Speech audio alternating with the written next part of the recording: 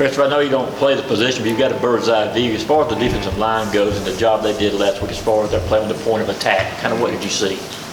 They did a good job of executing our game plan. We had a certain game plan for the style of quarterback that they have, and they did a good job getting pressure all day and helping us out in the back end. What's the toughest thing for some of the younger guys like Bear, for example, when it comes to be successful, like you're talking about right there? Just trying not to get too eager and just get a sack every time. You just got to execute the game plan. The sack's gonna come.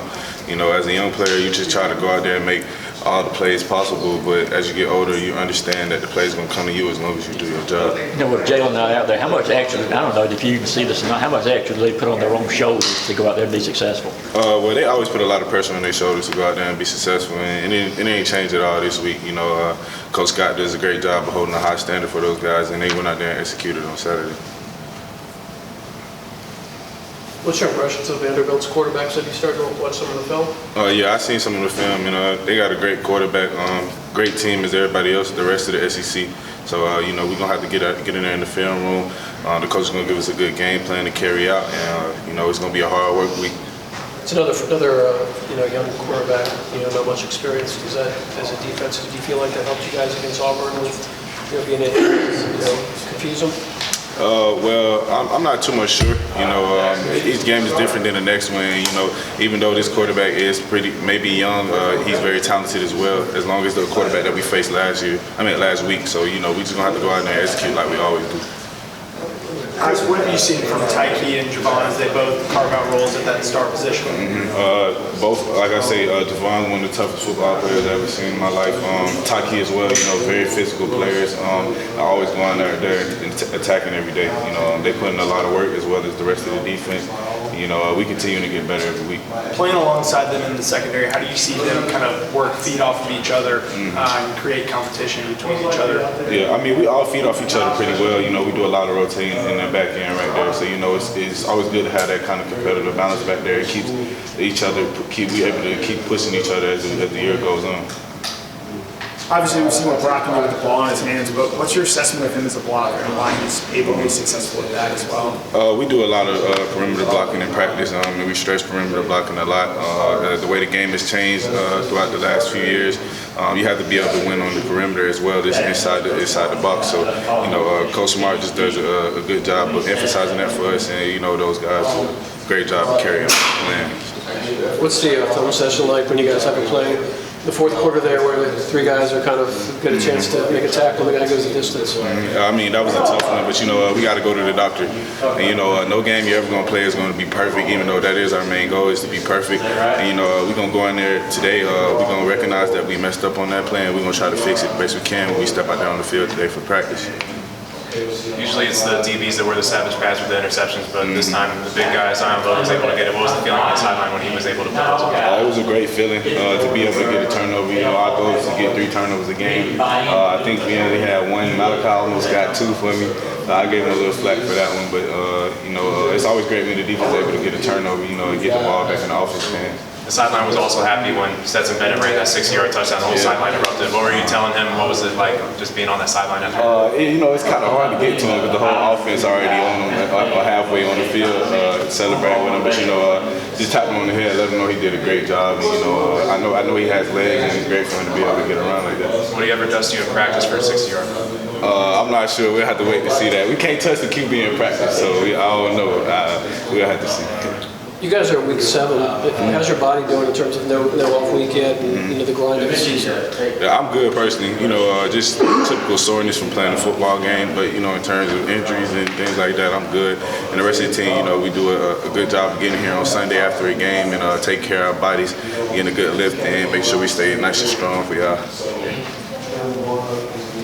I think it's fair to judge a team on how they're winning games. Like the first 3 weeks, obviously, wire to wire, blowing teams out. Last 3 weeks, been different, closer games.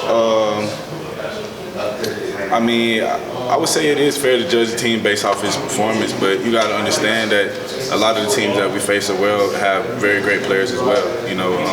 These are other D1 players that we're facing every weekend and week out too. So I think it's fair to judge based off performance, but you also got to understand that the other teams we playing aren't pushovers either, man. They come into play every week just like we do, you know. And you got to give them a lot of credit as well as give us our credit when it's due. But Oregon, obviously, really good team. Is it that teams are adjusting? Are they playing better than you guys, or are y'all slipping in any way, or is it just not something? Nah, it's nothing. You know, we just continue to work every week, and you know, like I said, the teams that we play are good as well, and you know, we're gonna get their best as well as they're gonna get our best. You have a guy like Dejan Edwards who's put the work over multiple years. How rewarding is it to see him sort of have the breakout he's had in the past couple of weeks now? Yeah, it's very rewarding, but that's something that I've seen from Dejan since day one that he stepped out there on the campus. So for him to be out there and be able to show the world what he's been doing all along is definitely great.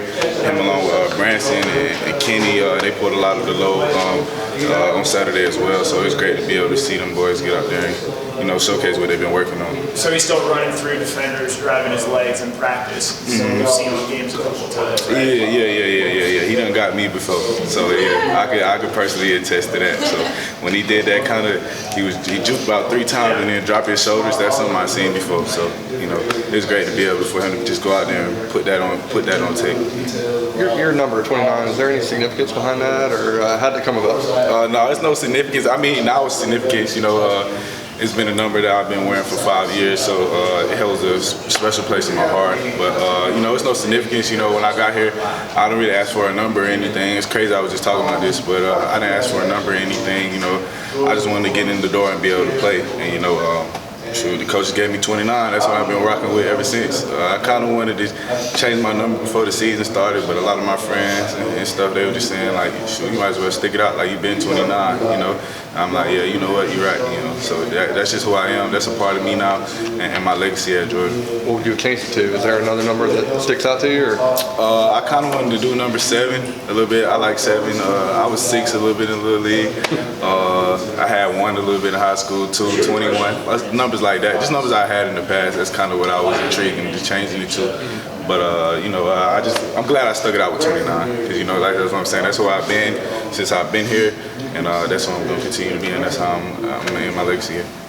Christopher, what does it say about this guy right over here? He's able to go out and play every single special team, start on every single special team. Not everybody does that.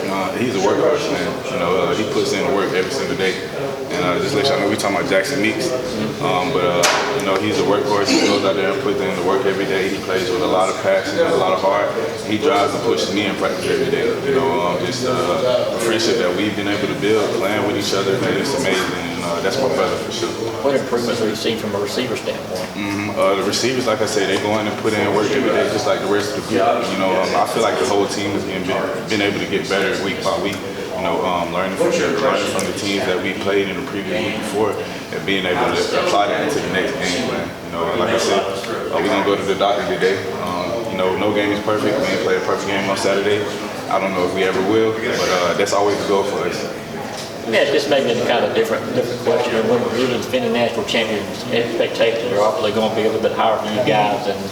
And I don't know how much you pay attention to what people outside this building say, but I mean, is that something that's fair and difficult to have to deal with? I would say it's fair. You know, that's just the reason I say it's fair because we have those same expectations for ourselves. So it's no different when other people hold it to that same standard. And you know, the way that the world is today, social media age, and you know, me being on social media, you know, you see things, but I don't pay much attention to it. You know, the opinions that matter to me are the opinions in this building, putting in work for me every single day. The coaches, my family, and the fans as well. But, you know, expectations are high, but it's nothing that we don't hold ourselves to. So, you know, it doesn't bother me at all. But even when you beat a team like 42-10, like you did last week in Arch Rival, you still got some people out there like, man, why didn't they start faster? Why didn't they do this? Why didn't they do that? I mean, what's your response to that? I mean, it is what it is, man. It just comes with the game, and you know, being in the position that we are, we're very blessed. So, you know, those things come with the game. You know, like I say, man, the opinions that matter to me are the opinions in this building. You know? So, and that's what I'm able to carry with me every day.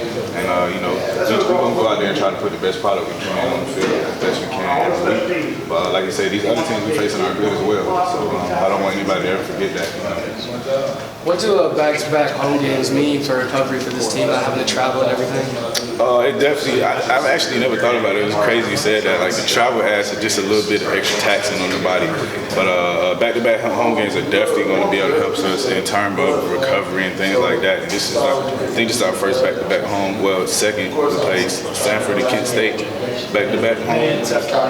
Oh, okay, we had South Carolina game. So this is our first time to be able to have a back-to-back home game. So it's crazy you said that. I never thought about that, but it's definitely going to give us an opportunity to recover a little bit better. And you can talk about a little bit about how Ryan Davis was able to get more playing time the other day. I know he's been hampered with injury a lot of this time here. Yeah, I mean, it was great to see him finally get on the field. Like you said, he's been dealing with a lot of injuries, but, you know, he's always persevered. And, you know, it was great for him to be able to go out there and finally put that on display on Saturday, you know, as long as a lot of other players, you know, like Branson and Dejan and a few others. So it's always great when you get to go out there and see your brothers, you know, having fun and making plays and things like that. I was going to say, Tennessee, Alabama is also a 3:30 game on Saturday. It's a top 10 matchup. You a guy that, like, when a game ends, you want to find out who won that game, you know, as a fan of college football? Yeah, I'm definitely a fan of college football. So, you know, even when our game ended a little bit earlier on Saturday, you know, I came right home and put on some football. So, you know, I definitely, you know, I keep up with the scores of other teams. You know, that just comes with being a college football fan, just apart from being a player of the University of Georgia. You know, I've been a fan for my whole life, you know, watching football with my dad and my brother and my mom as well. My mom probably watched more games than me. My mom would call me and give me an update on the score, or before we play a team, she'll say, they're good at this, they're not good at that. I'm like, Mom, we ain't even got the scouting report yet. You know what I'm saying? But, you know, my mom, she really indulged into that, as well as myself. And, you know, I enjoy just watching the world of college football, man. It's an amazing landscape. How do you keep being a college football fan and being a college football player different from each other, as well as the same? Well, you know, the player, that's when I'm here. You know, I'm here going to war with my brothers. I'm focusing on the team that we have to play the next week and correcting mistakes that we had from the week before. And just being a fan, you know, just enjoying good football. You know, I like good football regardless.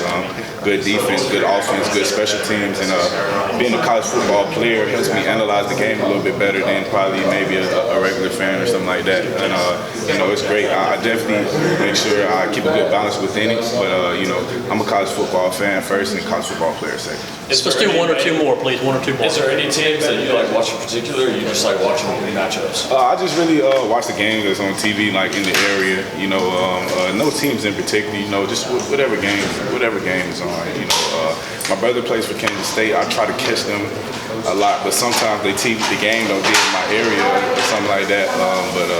You know, it don't matter. You know, I just turn on the TV and you see what game's on. I definitely try to watch the best game possible. You know, like I said, I like watching football.